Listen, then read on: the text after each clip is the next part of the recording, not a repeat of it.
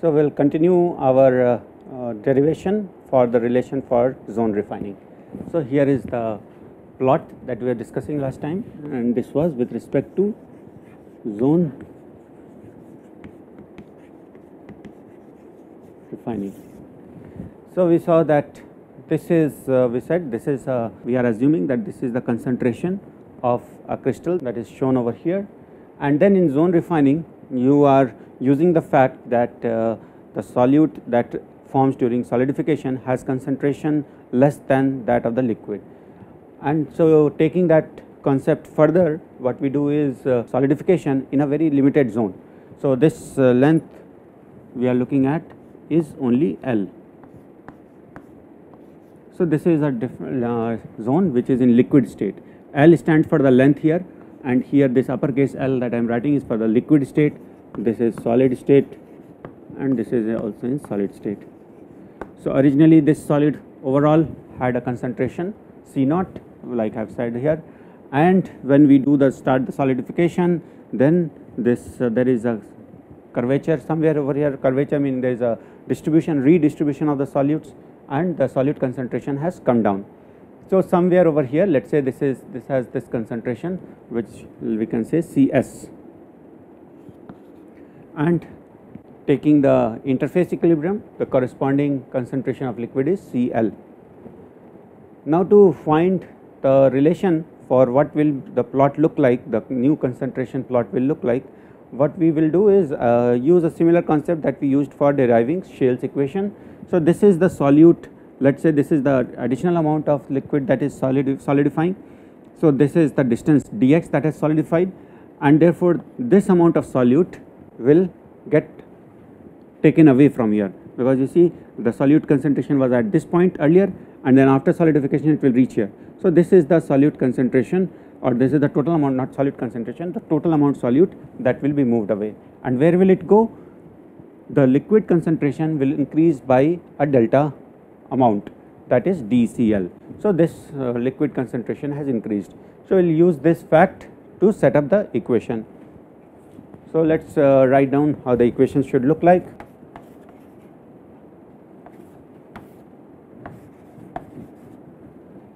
Cs is a variable, Cl is a variable, but they are related.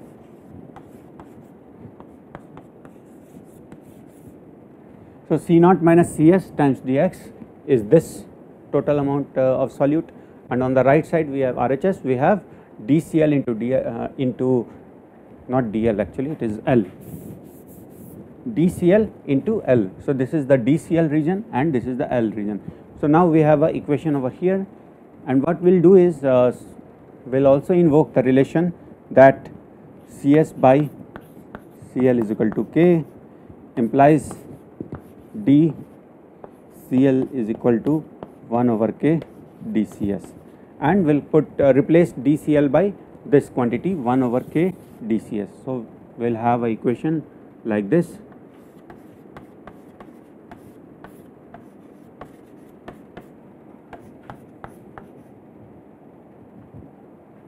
Or we can make it L over K dCs.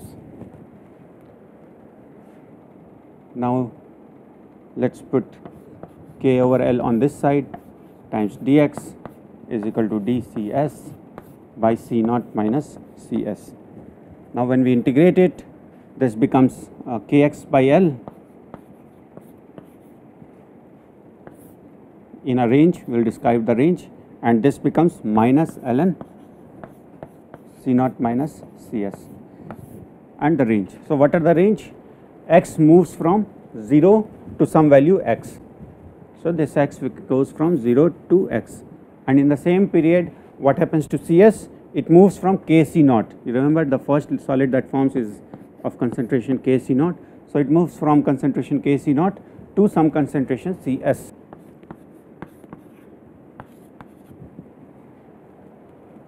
Then we can take the minus sign over here,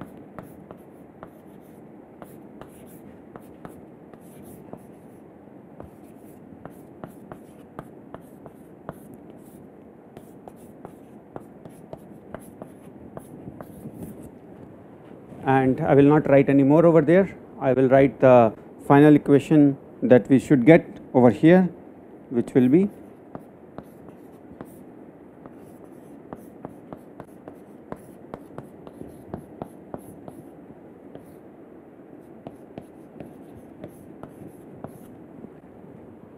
so starting from this equation, if you solve it and using the limits that distance goes from 0 to x, concentration of Cs goes from Kc naught to Cs, this is the equation you will get.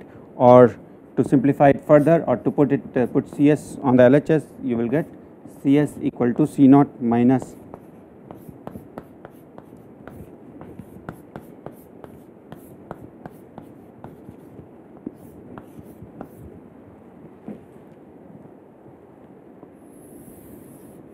now what do you see over here? We see that Cs is equal to C naught minus some quantity, everything here is positive.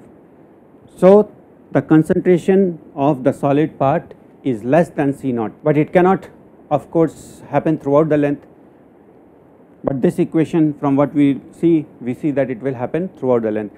Why? That is because we have excluded the in a final transient zone. So to describe it, let me draw the plot in red. So let us say this is during the process. After the process, how would this plot look like? This would look like something like this. It is all less than C naught. So see, this is the concentration of solid starting from x equal to 0 to some value of x, and if we go by this relation, it should keep going below C naught. But at some particular point, the concentration of the liquid will no more be C naught, or it will or basically there will not be enough liquid and all the solutes will have reached that particular concentration. So it will start to solidify over here, and this would probably be concentration Ce. So we are not talking of this part in this equation. So this equation is limited only up to this point. So whenever we write an equation, you should also be aware of what are the limits up to which it is being used, and in this case this equation is being used only up to this point. And we can clearly see that the concentration of solid, the resolidified solid, is lower than that of the original concentration. Now this is just for one pass. Now let us say you get some another concentration or average concentration from this, which is obviously less than C naught. So if next time you do it, you will get concentration even lower than that. So that way, if you keep doing one pass, you reach C naught minus some delta C1 equal to C prime. Second pass, you may reach C prime minus delta C2 equal to C double prime, and so on. So you see, if you keep increasing the number of passes, your concentration is decreasing far below the C naught value, and this is how you get the refinement or purification of the metal that you are using. And the K value that we have used over here is, if you over here we have assumed that it is complete diffusion and there is no convection, but what we can also do is we can have some amount of convection, in which case we will have to use the K effective value. And remember one thing that I did not explicitly mention about the K effective, but let me put it over here. When you are growing a single crystal of limited length, then we know that for only diffusion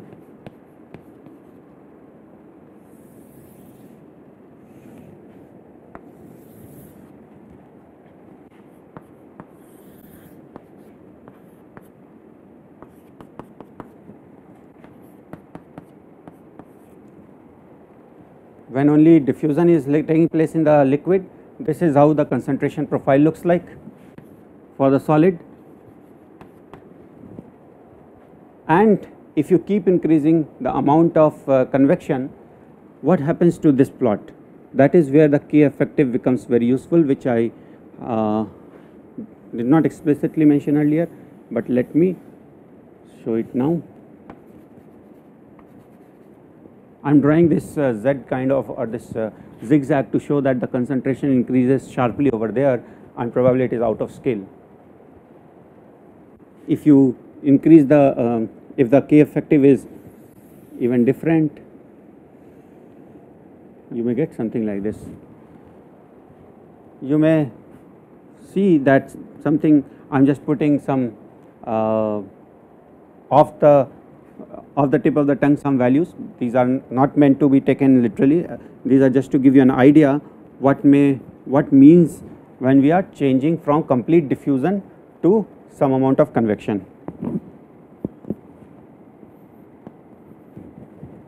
So let us say the K value, the actual K value was 0.3. When you have very high amount of convection, the K prime may reach equal to K equal to 0.3.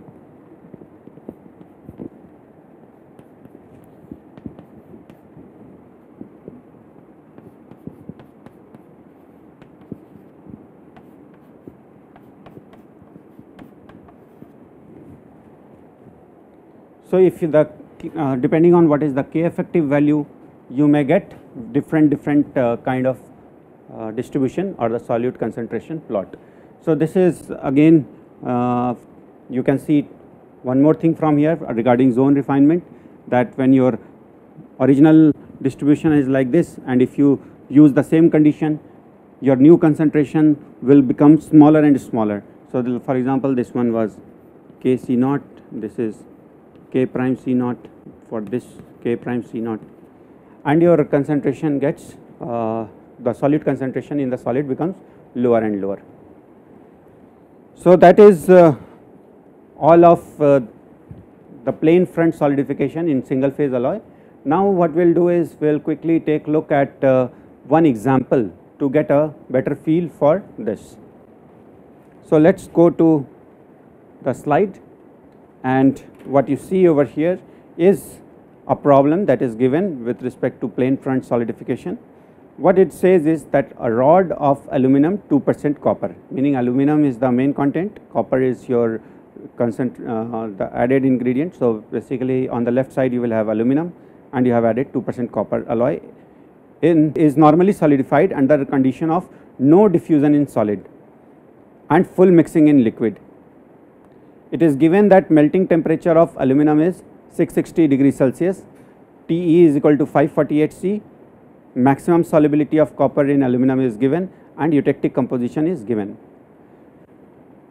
So what you are given is that there is no diffusion in solid and full mixing in liquid. So no diffusion in solid is something that we have always been considering, and the second condition it says is that full mixing in liquid, meaning there is no concentration gradient in the liquid. So let us to get a feel of it, let us draw how this plot should look like.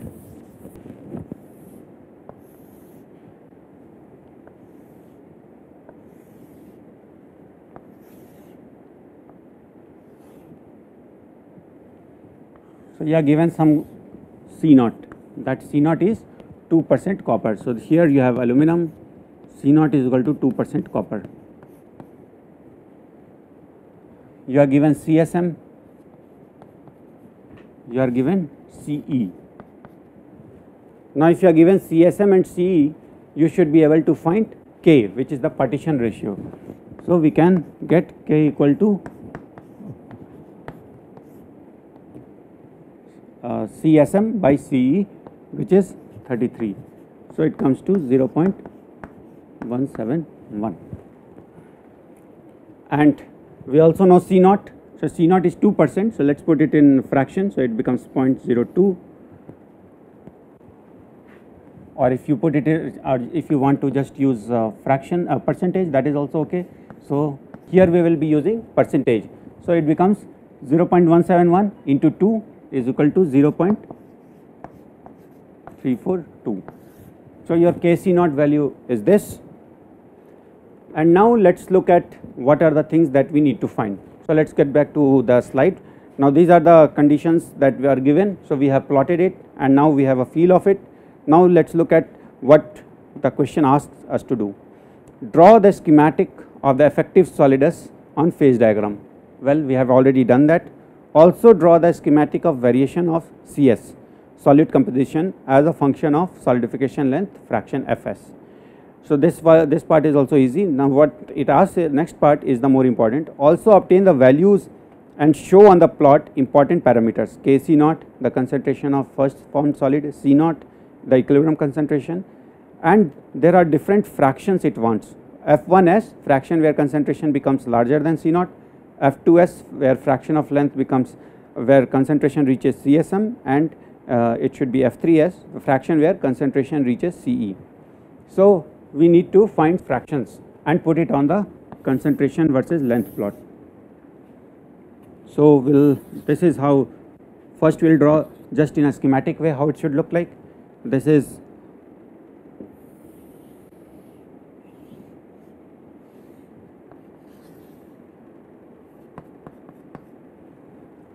fraction F equal to 1, C naught we know is equal to 2%, this is Kc naught which is equal to 0.342%.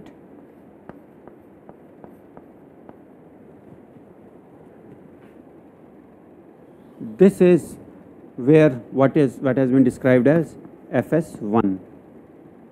This is the point, this is Fs1 because it is at this point that the concentration of solute increases beyond C naught. Fs2 is the point where it reaches CSM. So this is CSM, which was given as 5.65. So we have to find a concentration for this. Then we have to also find the concentration where it reaches CE.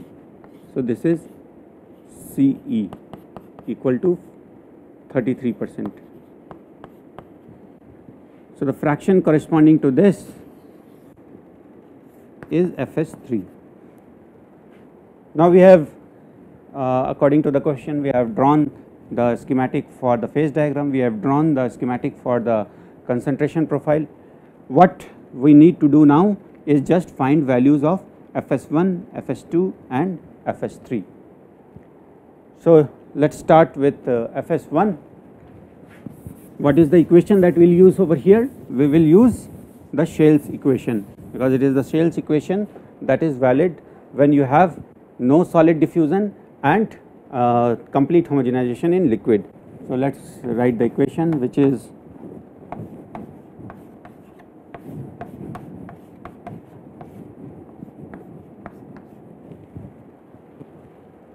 what we need here is Fs. We know Cs for that particular Fs and other values are constant. So for Fs1, what is Cs? For Fs1, Cs is equal to C naught. So we will put Cs equal to C naught. So we are trying to find Fs1 over here. So this is C naught.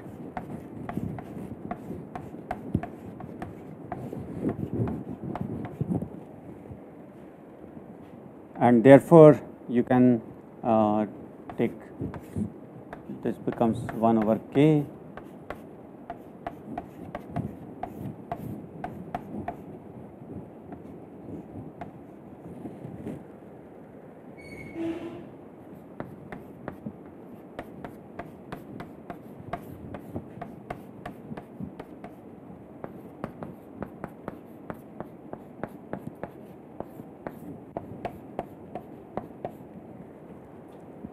So you have to just put in the values. This is, and to be consistent, let me put Fs1 over here.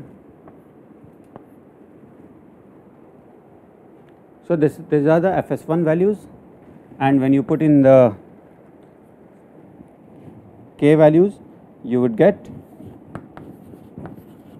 0.881. So this is Fs1.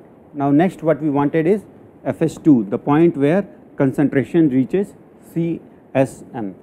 What is CSM? CSM is given as 5.65%. So we will use again the same equation. Now instead of Cs equal to C naught, we will put Cs equal to CSM, which is 5.65. So we will put like this.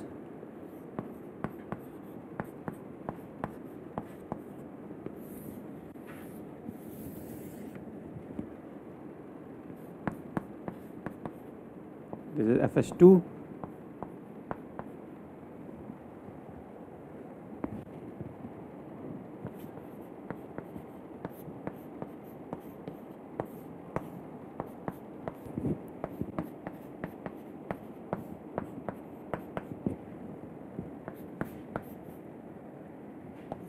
So don't get confused that it is a square, it is just Fs2, superscript 2 represents the second fraction that we are trying to calculate here.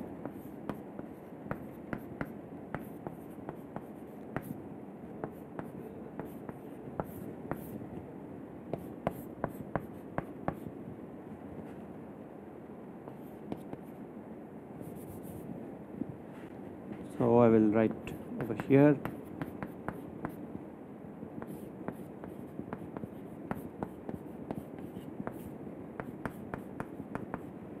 Now when you put the values, you would see that Fs2 would come out equal to 0.966. So we have Fs1, we have Fs2, and these are the values. Now what about Fs3? So do you think what we should also do the same thing? Now if we want to get the concentration Fs3 for CSM, should we put it like Ce equal to Kc naught?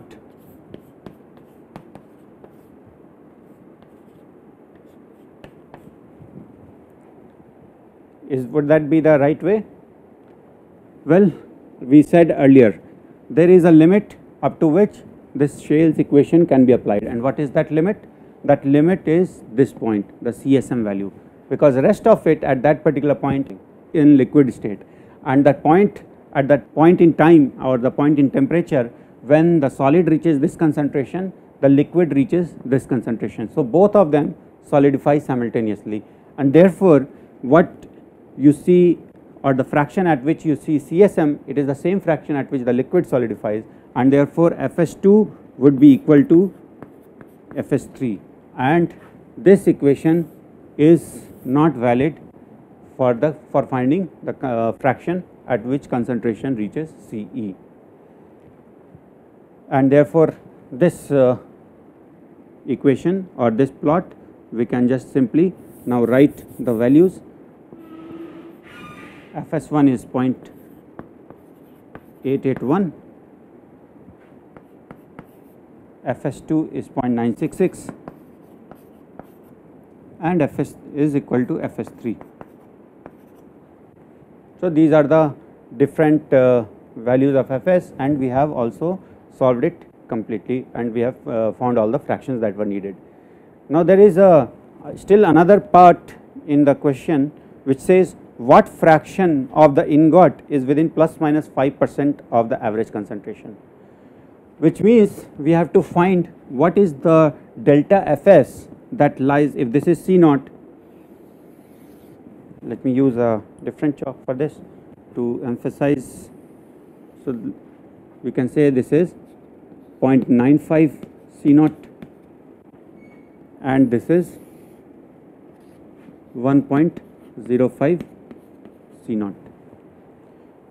So this question, this part of the question is saying what fraction of the overall solid lies within this composition, because overall composition was C naught. So we want to know if some delta amount of fraction is lying within that C naught fraction, and what is that delta amount of the length or the fraction. So here is your C naught, and this is the solute concentration, so which is continuously changing. Therefore what we need to find here is this Fs and this Fs. Let's call it Fs prime and let's call it Fs double prime. And what is the concentration at Fs prime? The concentration at Fs prime is 0.95 C naught. The concentration at Fs double prime is 1.05 C naught. So let's again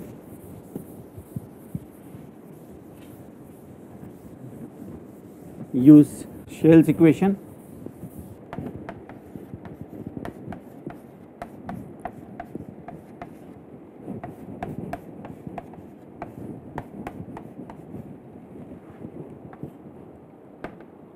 So,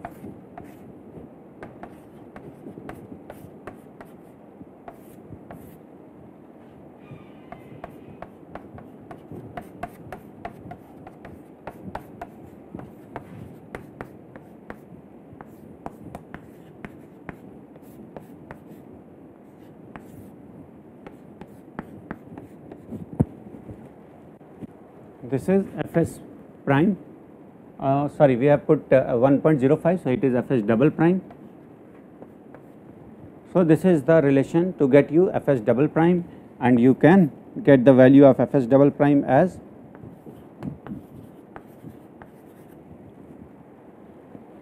now. Similarly, instead of 1.05 we could have put 0.95.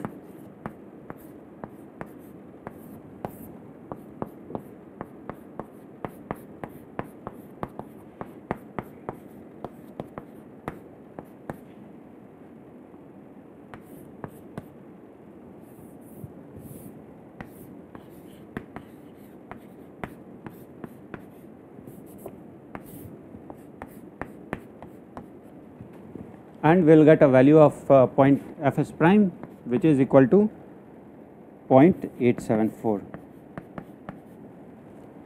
So, the difference between these two is the fraction that lies within this.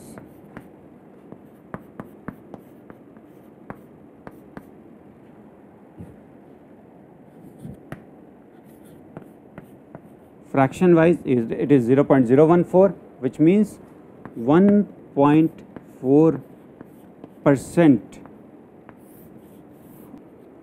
of the crystal that has solidified lies within plus minus 5% of the overall alloy composition C naught. So, you see it is a very small fraction that lies within this C naught value.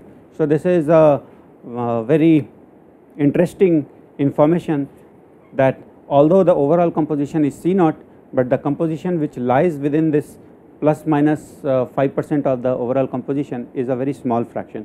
Most of it lies outside, and in fact most of it lies below it, and beyond this Fs, the value that we found over here 0.966, you see values higher than CSM. So, at that point you are getting something like a eutectic. So, this is again another important aspect is that 0.966 is the value at which you reached the CSM, or the solute concentration at the leftmost point of the liquidus, leftmost point of the eutectic, and that is also the point where you reached the liquid reached the eutectic. So, around 0.034 fraction of the solid has eutectic composition, which means that you have a very even in this very small composition you are able to reach thus eutectic composition. So, that is again to show that even though you may have a single phase alloy with very minor concentration of the solute, you may still reach a eutectic composition and a two phase region. So, with that we will end today's lecture, and we will come back into the next lecture with the second part, which is the cellular solidification. So, this was all we had about the planar solidification in single phase alloy. Now, next we will get into cellular solidification of single phase alloys. We are still with the single phase alloys, but for the cellular solidification. See you in the next lecture.